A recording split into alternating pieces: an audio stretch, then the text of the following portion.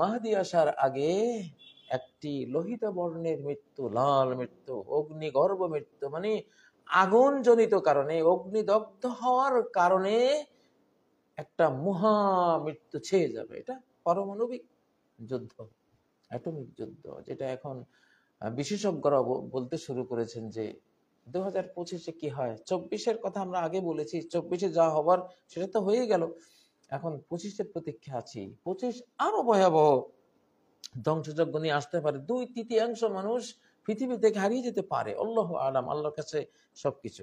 কিন্তু এখানে মাউতুন আহমার ও মাউতুন আবিয়াদ, লাল মৃত্যু অর্থাৎ পারমাণবিক ধ্বংসযজ্ঞ, মহামৃত্যু, অমাউতুন আবিয়াদ, পরমাণু যুদ্ধের পরে যে রেডিয়েশন, যে তেজস্ক্রিয়তার কারণে যে ভয়াবহ অবস্থা তৈরি হবে, রোগ ব্যাধি তৈরি হবে, এবং তার পাশাপাশি জীবাণু যুদ্ধের কারণে যা হবে সেটা হলো সাদা মৃত্যু। সম্মানিত দর্শক শ্রোতা ভাই বোনেরা, প্রিয় বাংলাদেশি বাংলা ভাষী বন্ধুরা, আশা করি আপনারা সকলে ভালো আছেন। আলহামদুলিল্লাহ, আমরাও ভালো আছি। আজকে একটি শিরোনাম দেখতে পাচ্ছেন, দ্রুত বেগে ধেয়ে আসছে ভয়াবহ লাল মৃত্যু এবং ভয়াবহ সাদা মৃত্যু। লাল মৃত্যু অর্থাৎ পারমাণবিক ধ্বংসযজ্ঞ,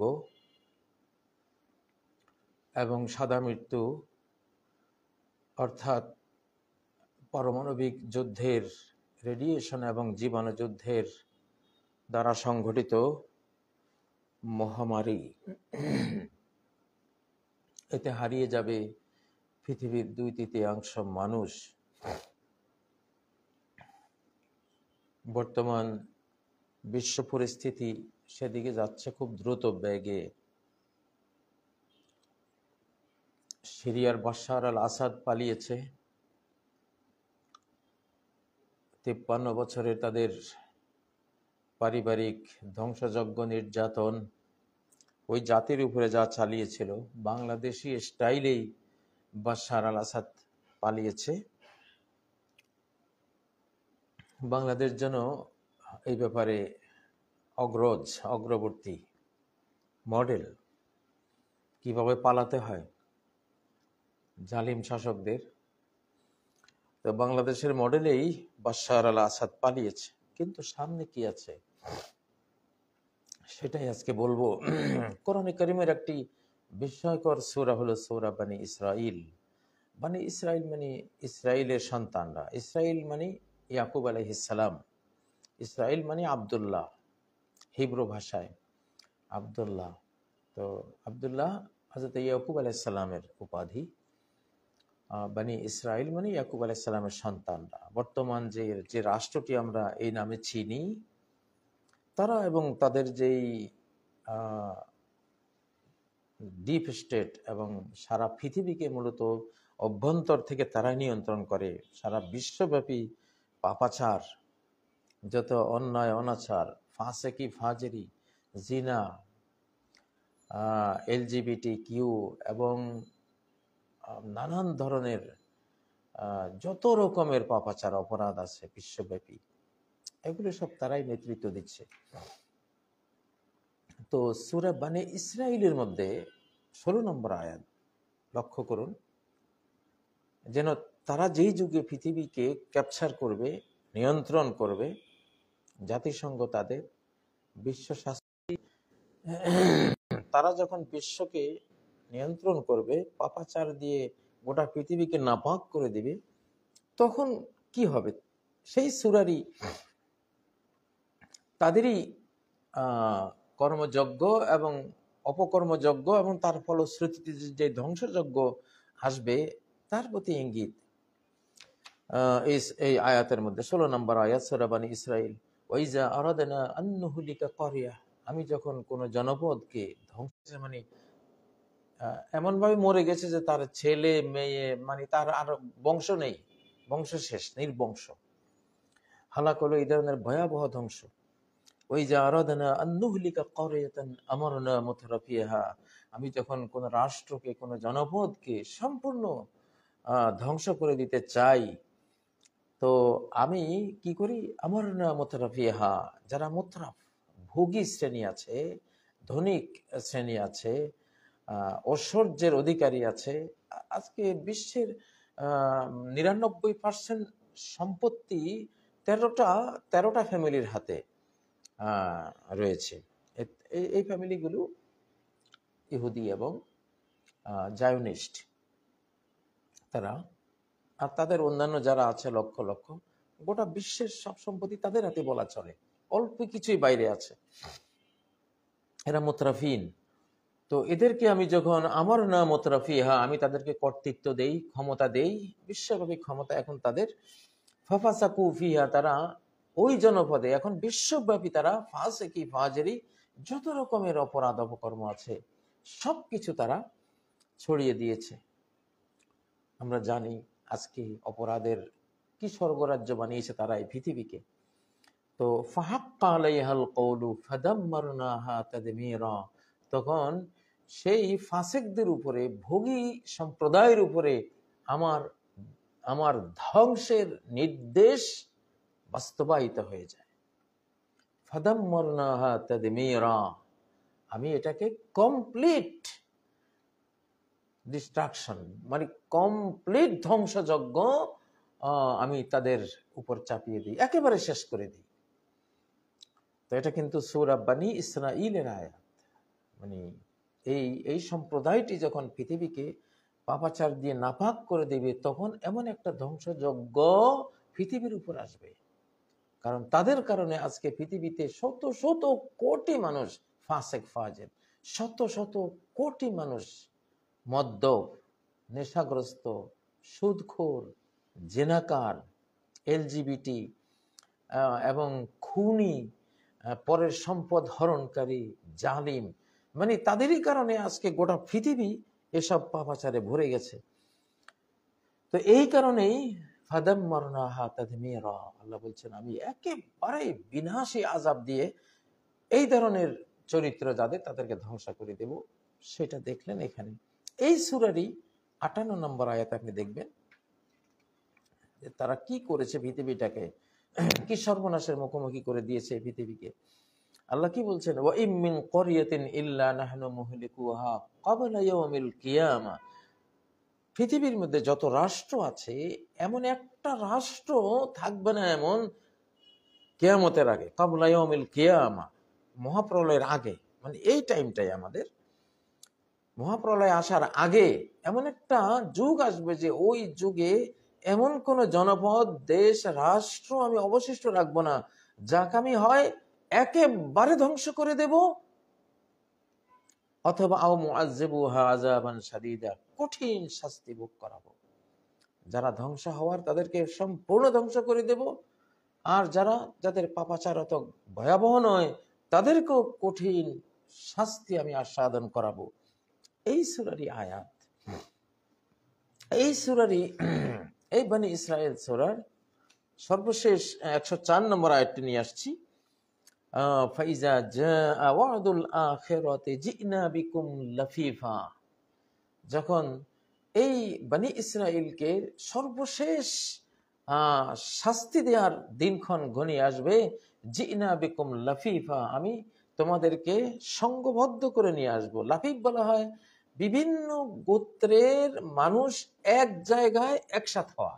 বর্তমান যে রাষ্ট্রটি আছে বনী ইসরাইল, তাদের এটা মানে আমেরিকা থেকে, ইউরোপ থেকে, অস্ট্রেলিয়া থেকে, রাশিয়া থেকে, মানে চতুর্দিক থেকে এসে ওখানে জড়ো হয়েছে, এটা হলো লাফিফ। সেটা হয়েছে, তো এটা ধ্বংসযজ্ঞের আগে এমনটা হবে। তো প্রিয় বন্ধুরা, আসলে তারা পাপাচার পৃথিবীকে আবিষ্কার করে দেখিয়েছে, আর আমরাও কোটি কোটি শত কোটি সংখ্যায় সেই পাপাচারে আমরা ঝাঁপিয়ে পড়েছি।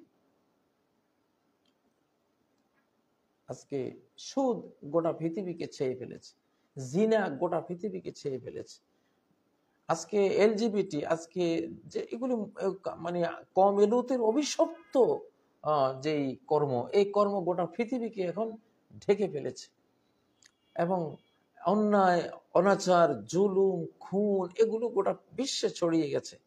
সৃষ্টিকর্তার থেকে মানুষকে দূরে সরিয়ে দেওয়ার নতুন নিউ ওয়ার্ল্ড অর্ডার বিশ্ব ব্যবস্থা, এবং সর্বক্ষেত্রে কর্পোরেট এবং মাফিয়ারা মানে এক অপরাধের মহারাজ্যে পরিণত করেছে এই এই পৃথিবীকে। তো অতএব এখন ধ্বংসযজ্ঞের জন্য আমাদের খুব অল্প সময় আমরা পাবো, এর সাজা আমাদের উপরে আসতেছে।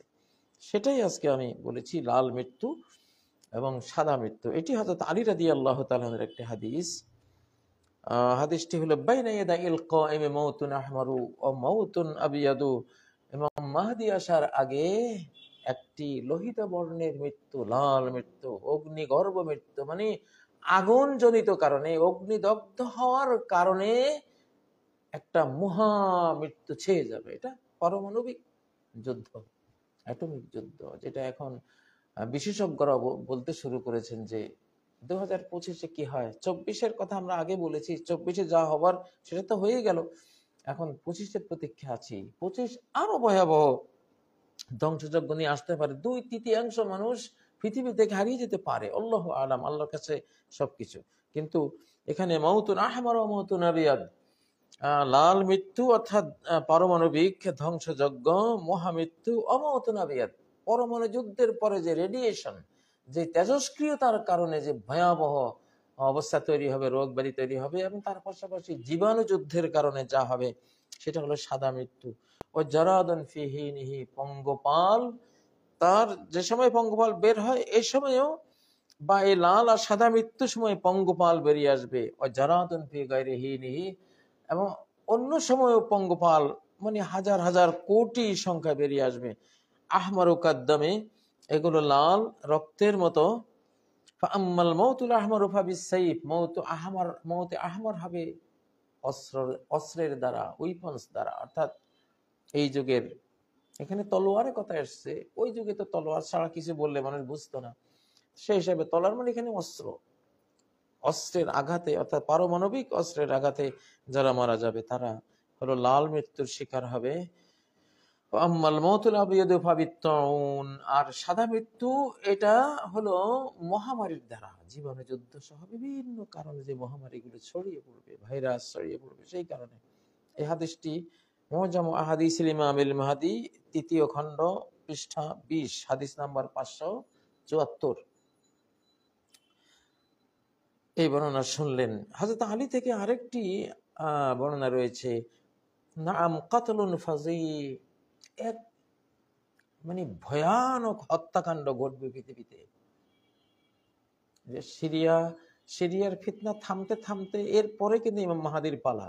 তো ইমাম মাহাদি আসার আগে এমন অবস্থা হবে যে পূর্ব আর পশ্চিম শিবির অর্থাৎ আমেরিকা, ইউরোপ আর আমাদের এই পৃথিবীর, তো যেটা দেখলে ভয়ে আটকে উঠবে সবাই, এমন মৃত্যু পৃথিবীতে কেউ কখনো দেখেনি। অমাউতুন সারি, খুব দ্রুত মৃত্যু, অকস্মাৎ মৃত্যু। কি দিয়ে এত দ্রুত মৃত্যু হয় শত শত কোটি মানুষের? অবশ্যই পরমাণু, হাইড্রোজেন বোমা, এসব দিয়ে তো। অতউনুন শানি, আর অত্যন্ত ভয়ঙ্কর ধরনের মহামারী আসবে। ওয়ালা ইয়াবকা মিনান নাসি ফি যালিকাল ওয়াক্তি ইল্লা সুলুসুহুম, সেই সময়ে গোটা মানব জাতির অবশিষ্ট থাকবে তো যুদ্ধ না, এখনকার যুদ্ধ হলো মালহামা। মালহামা মানে শুধু মৃত্যুর মিছিল। এখন আর দেশ জয় করার যুদ্ধ না, এটা হলো শেষ করে দেওয়ার যুদ্ধ, আমাদের পাপের ফসল। সিরিয়ার যে বাশার আসাদ পালিয়েছেন মোটামুটি, এরপরে এখানে আছে হাদিসগুলো, আমি বলবো আপনাদেরকে। ওয়াইনাদি মুনাদিম মিনাস সামা, এক পর্যায়ে আকাশ থেকে একজন আওয়াজদাতা আওয়াজ দিবেন, বিসমি রাজুলিন মিন ওয়ালাদি, আমার এক সন্তানের নামে, অর্থাৎ ইমাম মাহদীর নামে। ওয়াতাকসুরুল আয়াত হাত্তা ইয়াতামান্না লাহিয়াউল মাউত, এমন সব একের পর এক নিদর্শন আসতে থাকবে, জীবিতরা মৃত্যু আকাঙ্ক্ষা করবে। মিম্মা ইয়ারাউনা মিনাল আহওয়াল, ভয়ঙ্কর সব বিপর্যয় দেখে দেখে তারা মৃত্যু কামনা করবে। ফামান হালাকাস তারাহা, যে মরে যাবে সে বেঁচে গেল। ওমা ইয়াকুন লাহু ইনদাল্লাহি খায়রুন নাজা, আর আল্লাহর কাছে যার কোনো কল্যাণ আছে, খাইর আছে, ভালো আছে, সে মুক্তি পাবে। সুম্মা ইয়াজহারু রাজুলুন মিন ওয়ালাদি, তারপর ওই যে অবশিষ্ট 1/3 মানুষ, সেখানে প্রকাশ পাবেন আমার এক সন্তান। নবীজি বলছেন আমার এক সন্তান, অর্থাৎ ইমাম মাহদী ইয়ামলাউল আরদা কিসতান ওয়া আদলান, পৃথিবীকে ন্যায় পরায়ণতা ইনসাফ দিয়ে পরিপূর্ণ করে দিবেন। কামা মুলিআত যুলমান ওয়া জাওরা, যেমন সেটা জুলুম আর অত্যাচারে ভরপুর ছিল। তো এই ধরনের পরিস্থিতি যেটা আসতেছে আমাদের সামনে, বাংলাদেশেও আসবে, কারণ এখানে ভারত পাকিস্তান পারমাণবিক দুটি শক্তি, এখানে অন্তত 100 পরমাণু বোমা ব্যবহার হয়ে যেতে পারে, আল্লাহু আলাম, হয়ে যেতে পারে। 100 কোটি মানুষ পৃথিবী এই অঞ্চল থেকে, ভারত উপমহাদেশ থেকে কবরে চলে, কবর কি, এটা তো পরমাণু বিস্ফোরণে ধূলিবালি হয়ে আকাশে উড়ে উড়ে যাবে, কোনো নাম নিশানাও থাকবে না। তো সেটা আসতেছে, সেটা সংগঠিত করাবার মতো যারা পৃথিবীর মানব জাতিকে মেরে ফেলতে চায়, তারা এগুলো সংগঠিত করাবার সব কলা কৌশল করে নিয়েছে অলরেডি। হ্যাঁ, বোকা মানুষ তো বুঝবেও না যে পরমাণুর যেই মানে বাটন তার হাতে রয়েছে, এটা যে কিভাবে কি কি হয়ে যাবে এটা তারা টেরও করতে পারবে না। জলে স্থলে সর্বত্রই তো এটা ছড়ানো আছে। এখন যে জাতি পরমাণুর আক্রমণে ধ্বংস হয়ে যাবে, তারা আরেকটা জাতিকে যখন দেখবে যে ওরা তো বেঁচে আছে, তাহলে আমাদের পরে তারা তো পৃথিবীকে শাসন করবে, তখন ওই হিংসায় ওই নিরীহ নিরপরাধ জাতিটাকেও মেরে দেবে ওরা। মরছি যখন তোরা আমার, তোরা থাকবে কেন, এই অবস্থাটা আসতেছে পৃথিবীতে। তওবা ইস্তেগফার করে আল্লাহর কাছে ক্ষমা চেয়ে সবার রেডি থাকার সময়। তো আমরা তো সবাই